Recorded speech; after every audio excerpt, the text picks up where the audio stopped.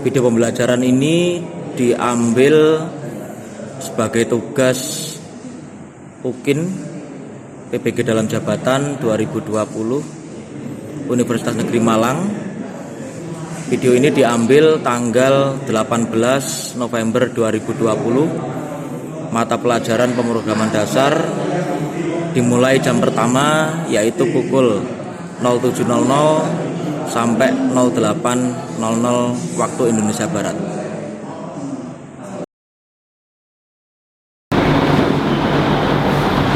Oke, selamat pagi. Assalamualaikum warahmatullahi wabarakatuh. Salam sejahtera bagi kita semua. Sebelum kita mulai pembelajaran pada pagi hari ini, silakan dipimpin doa. Mari teman-teman, sebelum kita memulai pelajaran pada pagi hari ini, mari kita berdoa menurut kepercayaan masing-masing. Berdoa mulai.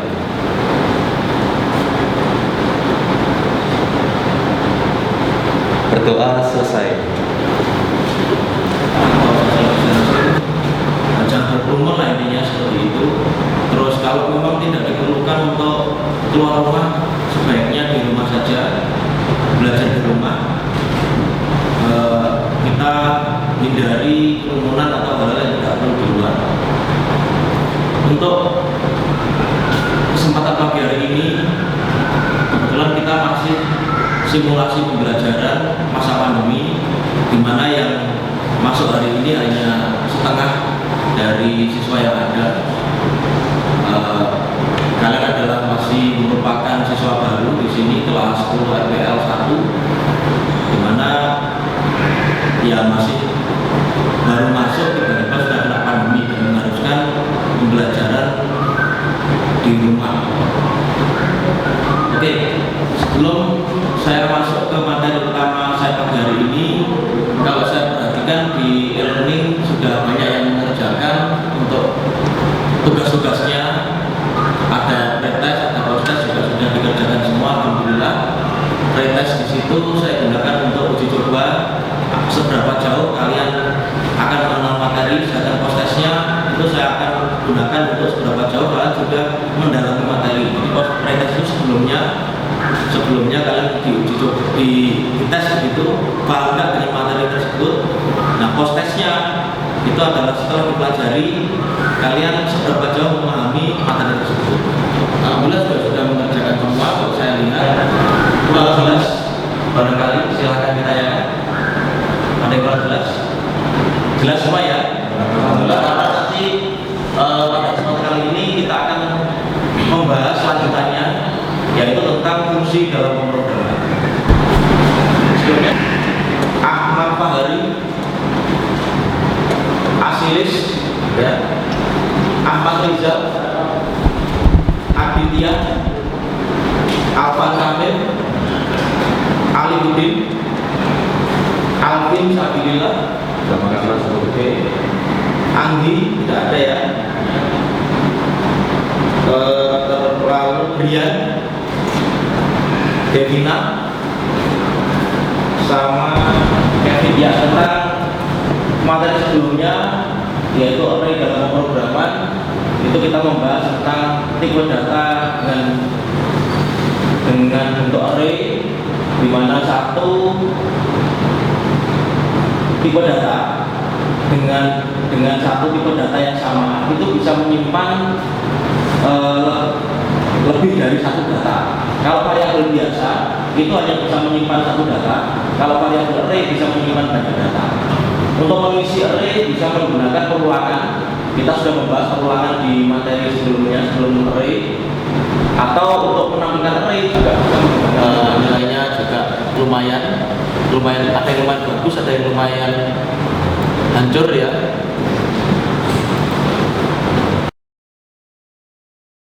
Baik, kalau tidak ada yang ditanyakan, saya masuk ke materi kita pada kesempatan hari ini, yaitu tentang fungsi. Ini sebenarnya ada namanya fungsi dan prosedur. Ada fungsi dan prosedur. Kali ini kita membahas dulu fungsi dalam pemrograman.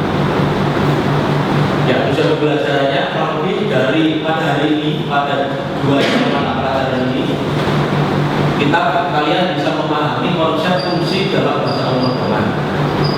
Kalian bisa menerapkan fungsi-fungsi, jadi fungsi-fungsi yang dibuat sendiri dan fungsi-fungsi bawaan dari bahasa pemrograman, serta bisa membuat aplikasi dari fungsi buatan sendiri tadi dan aplikasi dengan fungsi bawaan dari bahasa pemrograman. Gitu ya. Oke. Fungsi sendiri fungsi yang dikemas dalam sebuah nama. Jadi ada sebuah pernyataan yang diberi sebuah nama. Yang selanjutnya nama ini nanti bisa dipanggil di beberapa tempat dalam program. Misalnya, atau saya analoginya dalam kehidupan sehari-hari seperti ini ya. Misal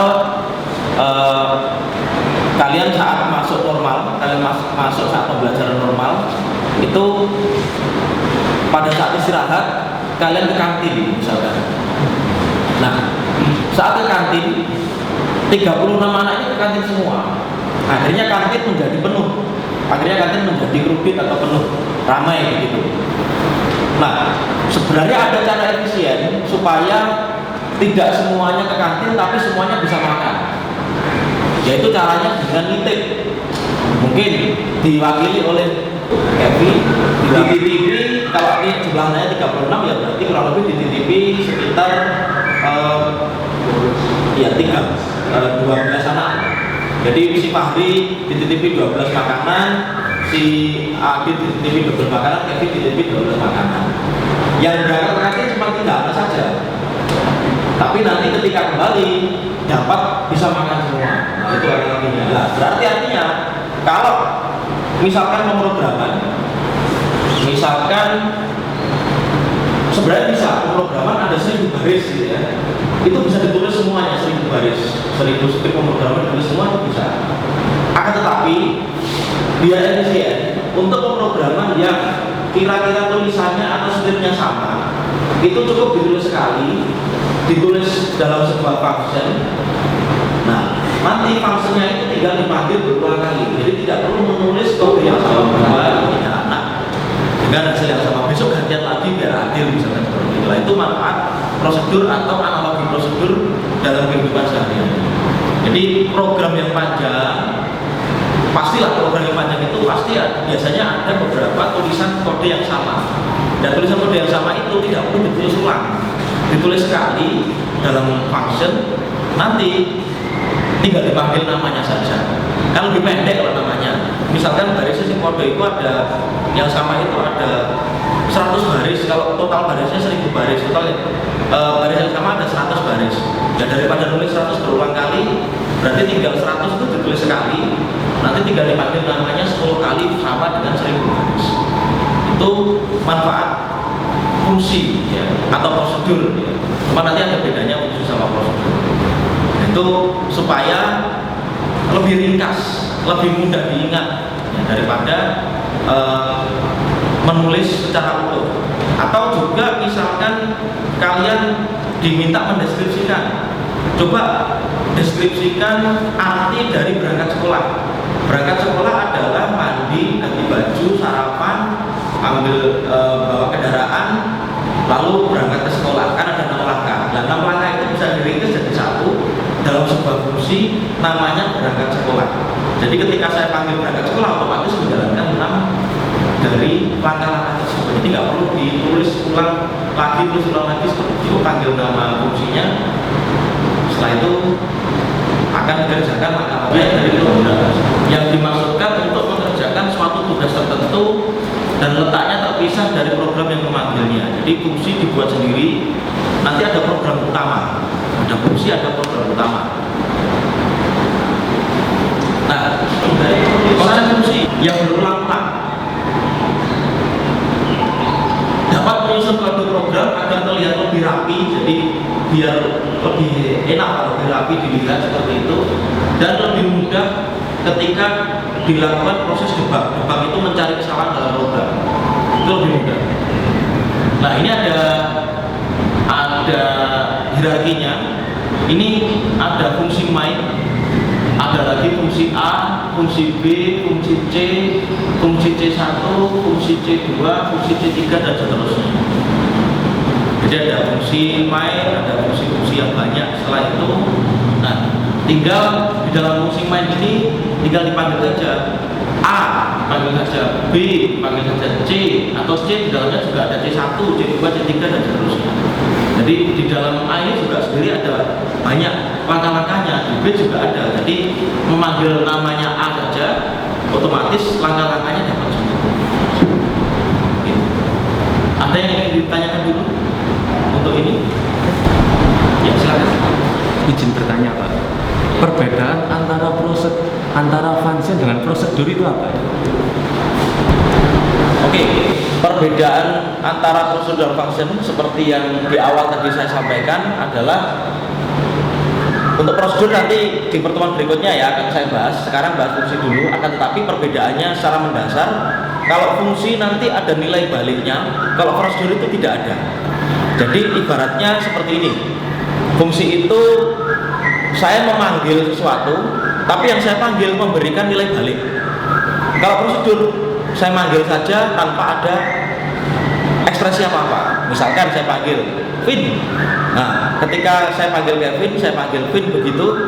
Nah, si Kevin memberi saya uang misalkan. Nah, ada nilai baliknya berupa uang.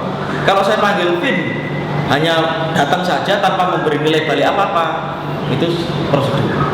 Maka di function nanti ada namanya return value. Pasti kalau function itu ada returnnya, nanti ada kata-kata return seperti itu. Ini tidak hanya dalam pemrograman C++, semua bahasa pemrograman, baik Java, baik PHP, baik ASP.NET, baik apapun yang namanya fungsi pasti ada returnnya. Oke, ada lagi yang ditanyakan? Tidak. Saya Pak. Ya, silakan. Fungsi inline itu untuk apa ya? Oke, itu aja yang ditanyakan.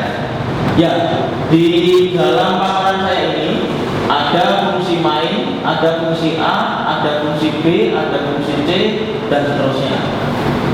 Jadi dalam sebuah aplikasi, sebuah program itu wajib ada fungsi main atau fungsi utama. Itu ibaratnya adalah seperti fungsi utama. Jadi fungsi membuka atau fungsi, atau kalau misalkan dalam sebuah rumah itu adalah ini apa namanya, ruangan utama, ruangan tamu, ruangan tempat berdiri. Sebelum masuk kemana-mana kita harus melewati fungsi main dulu. Jadi ketika sebuah program yang akan dijalankan adalah mainnya dulu.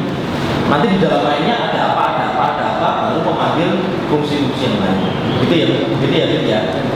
Oke, saya lanjutkan lagi ke yang dibuat sendiri oleh pemrogram atau programmer. Ada fungsi bawaan dari C++ yang kita tinggal pakai dan gunakan saja. Karena kita sekarang masih belajar C++ ya. Di sini saya bahas fungsi bawaan. Nanti bahasa tersebut punya fungsi bawaan sendiri. Tapi dalam pembahasan kita kali ini adalah tentang fungsi bawaan dari definisi fungsi.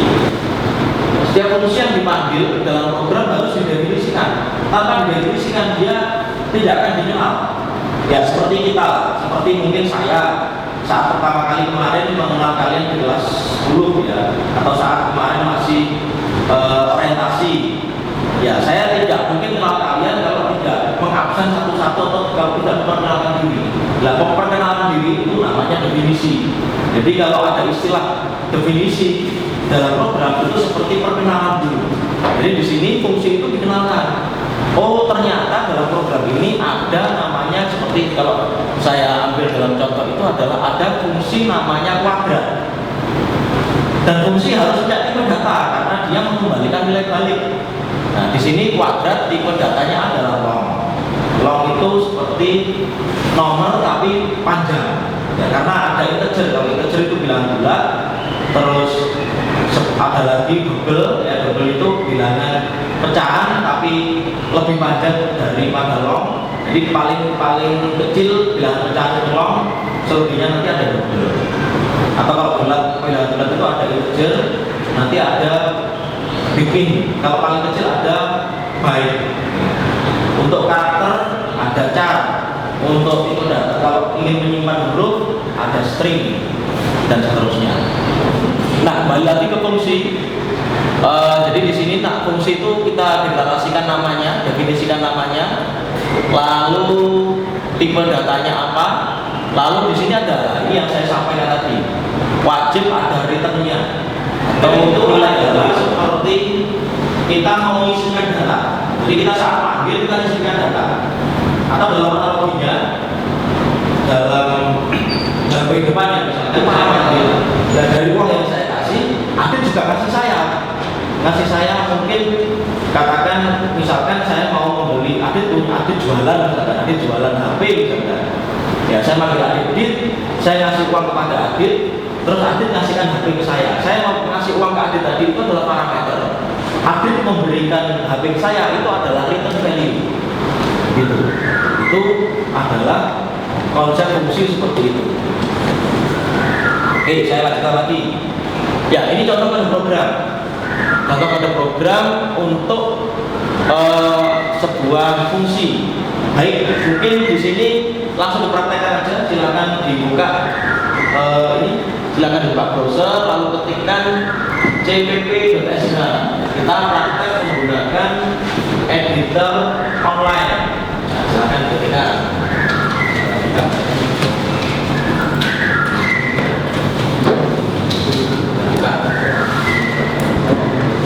Baik, mari ketikkan skrip ini. Mari silakan diketikkan skrip ini. Ya. Kita ada 14 baris. Di sana mulai dari baris yang pertama itu include. Include itu artinya adalah memanggil fungsi bawahnya.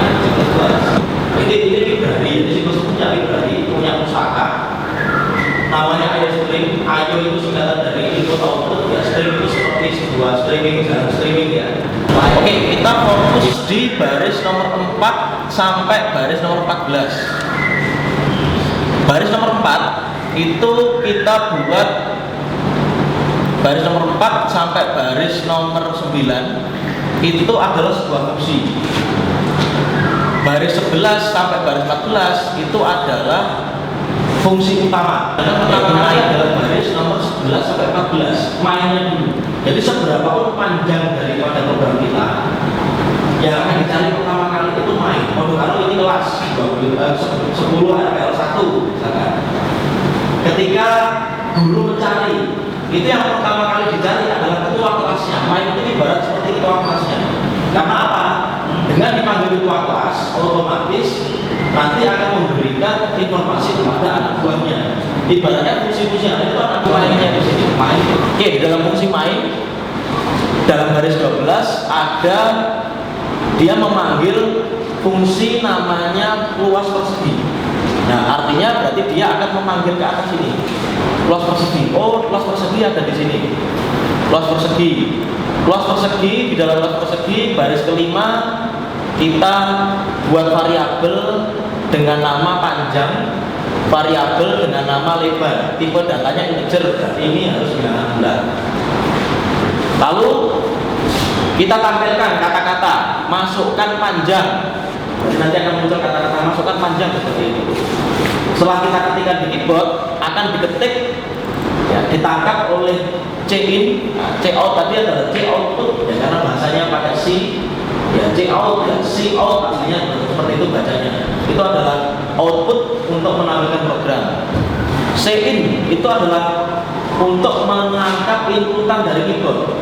Nah, inputan yang kita ketikkan akan ditangkap dalam variabel panjang tadi yang tipe datanya kecil. Tampilkan lagi cout lebar dalam layar. Terus kita ketikkan dalam keyboard akan ditangkap ke dalam variabel lebar dalam sistem. Terus kita ketikkan enter, kita tekan tombol enter jebret, maka akan tampil luas persegi, yaitu dari panjang kali lebar. Panjangnya ini tadi yang dimasukkan berapa, lebarnya berapa. Oke, kita coba jalankan ya. Sekarang di sini kita tekan enter, akan ditanyakan masukkan lebarnya 10. Ketika kita enter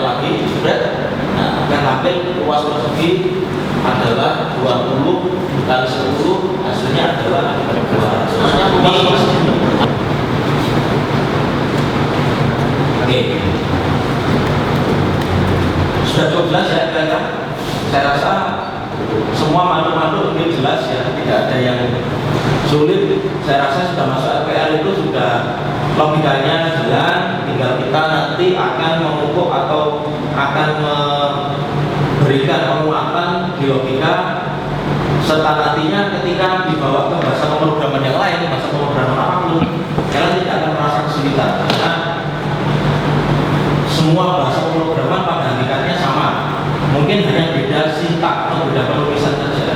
Jadi tidak ada yang perlu dirisaukan. Artinya kalaupun kalian sudah memahami tentang C++, nanti kalian mau belajar bahasa pemrograman web atau belajar bahasa pemrograman mobile, pemrograman itu sama saja maupun web, itu bahasanya kurang lebih sama dengan C++ karena memang berasal dari induk yang sama.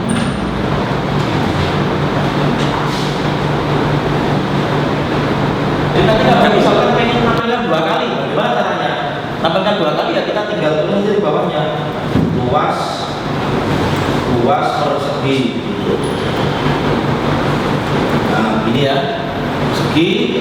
Setelah kita jalankan, kita run panjang. Ini katakan awalnya 7, lebarnya 3. Nah, luas persegi panjang 21. Masukkan panjang lagi 30. Lebarnya 20. Nah, muncul luas perseginya 600.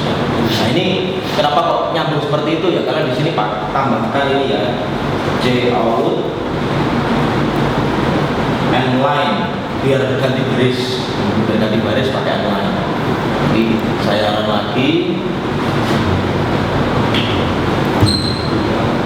masukkan panjang 20, 15.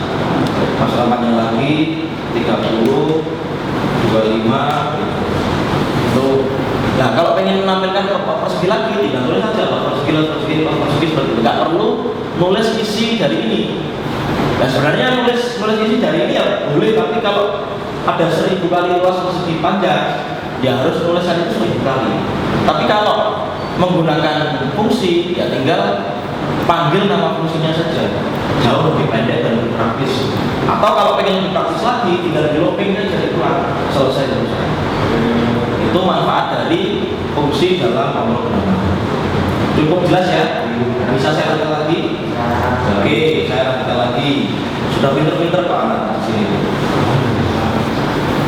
Oke, nah sekarang kita ini fungsi buatan sendiri. Sekarang fungsi bawaan dari C++.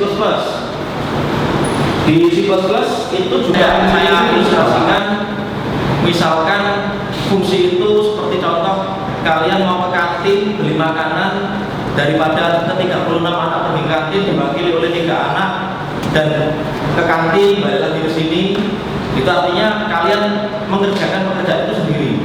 Nah fungsi bawaan ibaratnya adalah mau ke kantin dan mau makan, tidak perlu ke kantin, tapi sudah ada yang menyediakan. Kita tinggal makan saja. Misalkan di sini kelas 10 RPL 1 sudah punya langganan catering. Saat istirahat langsung kontak cateringnya, wayai mangan, langsung support diri, gitu ya. Nah itu berarti kita tinggal memanggil fungsi bawaan dari program. Oke, nah dalam hal ini, dalam pertemuan kali ini saya akan membahas sedikit tentang fungsi bawaan yang sering akan dipakai, yaitu fungsi matematika. Fungsi matematika, nama file extensionnya .h, artinya header gitu artinya. Jadi .h itu ya header seperti itu. Kan ada nama file extensionnya exe itu executable, ada lagi .sh, sh itu shell, ada lagi kalau untuk buat Excel itu kan, kalau buat itu .x ada doc, kalau untuk Excel ada xls atau xlsx ya. Untuk C++, untuk file library bawaan dari C++ itu biasanya ekstensinya adalah .h atau header singkatannya seperti itu. Nah, seperti tadi yang contoh sebelumnya ya, saya tunjukkan lagi sedikit. Nah, seperti yang di IOStream itu adalah juga header sebenarnya. IOStream itu header. Di dalamnya ada cout. Cout itu ada di dalam IOStream. Ini kalau saya hilangkan, kalau kita hapus seperti itu, nanti kalau kita run, insya Allah ada error. Karena cout tidak dikenali, cin tidak dikenali. Karena cin cout itu ada di dalam IOStream, ada di dalam header iostream. Jadi wajib diinputkan. Gitu. Saya lanjutkan lagi ke paparannya. Ya, kali ini kita akan membahas fungsi dari matematika atau mat.h. Di dalam mat.h itu ada beberapa fungsi-fungsi bawaan seperti ABS itu absolut, ABCOS itu seperti sudah pernah dapat materi cosinus, sinus di SMP? Belum dapat ya? Harusnya SMK ya. Nah, itu untuk mencari nilai. Kayak gini, kayak kalian kalau main game Bebet ya, kalau misalkan melempar burung itu ada rumusnya, itu enggak sekedar. Nah, bagaimana burung itu melempar dengan sudut elevasi sedemikian rupa itu menggunakan ada fungsi cosinus, ada fungsi cosnya, ada fungsi cos, ada fungsi tangannya. Namanya istilahnya ada tangan, ada cosinus, ada sinus. Yang menghitung berapa sinus cosinusnya hingga sampai menembak babi misalnya, atau menembak sasarannya, itu ada rumusnya. Jadi nggak bikin game itu simsalabim jadi begitu enggak. Ada rumusannya. Rumusnya itu menggunakan fungsi-fungsi bawaan dari mat.h ini. Ada asin, itu adalah untuk anti-sin sebenarnya. A itu anti, kebalikannya. Dan nanti ada sin, kalau sin itu sinusnya. Ada atan, anti tangan. Ada atan 2, ada anti tangan 2, dan seterusnya. Ada, ini mungkin yang sering dipakai, ada POW. POW itu seperti pangkat. Ada lagi SQRT, itu akar pangkat, dan lain sebagainya. Mungkin sebelum ini ada yang ingin ditanyakan? Ya, silakan. Ya, silakan Devina, ditanyakan. Apa saja fungsi bawaan C++ selain mat.h? Oke, ya, fungsi C++ selain mat.h untuk materinya yang saya upload di e-learning bisa kalian download.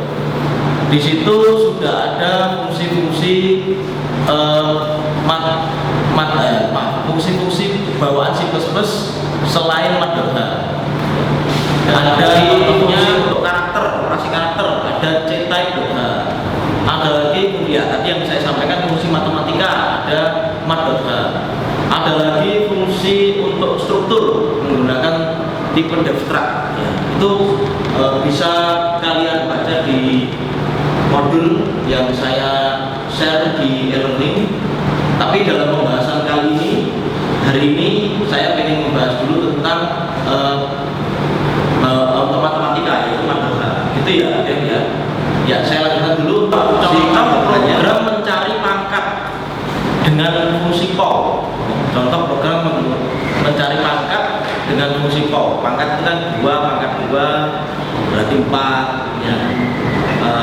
4 pangkat 2 berarti 16, 3 pangkat 3 9, 3 pangkat 3 27, 3 pangkat 2 9, seperti itu ya. Itu kalau dalam C++ ada fungsi mat namanya POW. Ya, ini bisa kita langsung praktekkan. Bisa buka editornya tadi yang cpp.sh.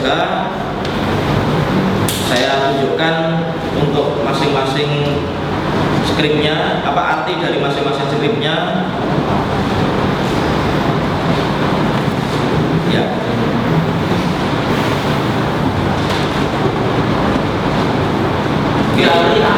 Lihat mencari pangkat dari sebuah bilangan. Ini tidak ada fungsi buatan sendiri, ini fungsi bawaannya dari C++, yaitu kita menggunakan POW. Ya. Nah, karena kita menggunakan library mat, maka wajib kita tulis di sini mat.h. Include mat.h, artinya kita mengambil library dari mat.h. Di dalam program ini kita akan menjalankan yang utama adalah fungsi main. Di dalamnya ada variabel angka, pangkat, sama hasil, terus dari baris.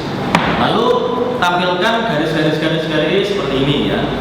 Lalu tampilkan input angka. Input angka diminta masukkan ke dalam inputan keyboard apa keliru keyboard tadi ya. Keyboard ya seperti itu. Nah, akan ditangkap oleh perintah cin atau C input ya, akan dimasukkan dalam variabel namanya angka. Lalu masukkan, tampilkan lagi input pangkatnya akan ditangkap dimasukkan dalam variabel pangkat. Lalu variabel hasil diisi dari PAU. PAU adalah pangkat, angkanya berapa, pangkatnya berapa. Tampilkan angka tadi, angkanya dulu, angka pangkatnya, ganti baris, tampilkan hasilnya adalah hasil dari PAU tadi itu. Ya, coba kita jalankan.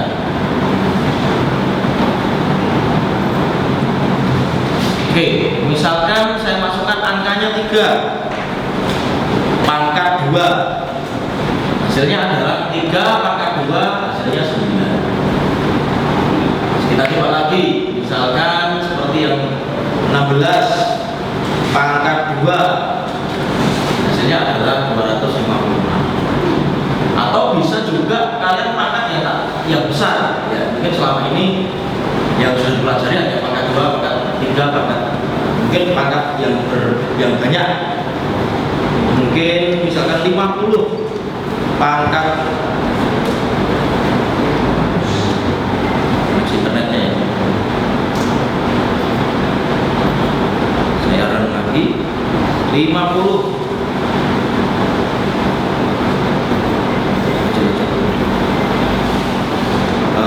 3 gitu aja, 3 pangkat 20 ya, hasilnya adalah itu berapa juta lah, banyak sekali ya, sangat besar sekali karena 3 kali 3 sebanyak 20 kali ya, jadi sangat besar sekali. Oke, cukup jelas. Oke, saya paparannya itu sederhana, simpel, tapi semoga bisa dipahami dan mohon bisa dipahami. Kalau kurang jelas bisa ditanyakan karena ini adalah basic dari pemrograman. Kalau kalian tidak kenal ini, mau bahasa pemrograman apapun dijamin tidak akan bisa karena ini basicnya.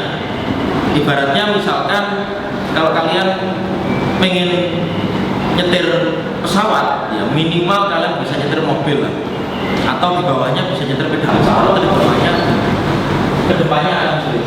Jadi ini karena masih basic, masih kelas 10, kalian harus banyak belajar mengasah logika, mengasah tentang kemampuan berpikir pemrograman. Baik, saya lanjutkan lagi.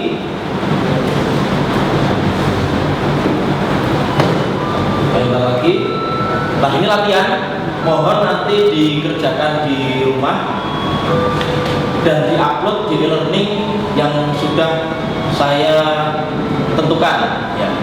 Yaitu buat kode program untuk menghitung penjumlahan dengan fungsi bernama jumlah. Nama fungsinya jumlah. Nanti kalian buat program untuk penjumlahan dengan fungsi namanya jumlah. Yang kedua, buat program untuk menghitung akar pangkat dari suatu bilangan dengan menggunakan fungsi mat, tapi STR ini sebenarnya, tapi kalian sudah latihan. Itu yang saya inginkan. Oke, ada yang ingin sampaikan dulu? Kalau tidak ada, saya ingin ada kesimpulan dari apa yang sudah kita pelajari di pagi hari ini. Mohon si Brian untuk menyampaikan kesimpulan apa dari materi dari fungsi fungsi yang saya ketahui dari hari ini. Fungsi bisa dibilang sebuah kumpulan dari beberapa pernyataan program yang untuk dipanggil kembali dalam program lainnya seperti pada main tadi. Oke, ya, jawaban yang sangat bagus sekali. Jadi fungsi itu merupakan kumpulan program yang ditulis dalam sebuah nama, di mana nama tersebut bisa dipanggil oleh program lainnya atau fungsi lainnya supaya menghemat menghemat tulisan kode dan juga untuk kerapian dan juga untuk efisiensi dalam penulisan kode program. Itu. Ya, ini daftar pustakanya yang saya ambil, yaitu kalian bisa membaca dari buku serial elektronik punyanya Kemdikbud. Itu saya ambil dari halaman 136 sampai 138 tentang prosedur dan fungsi.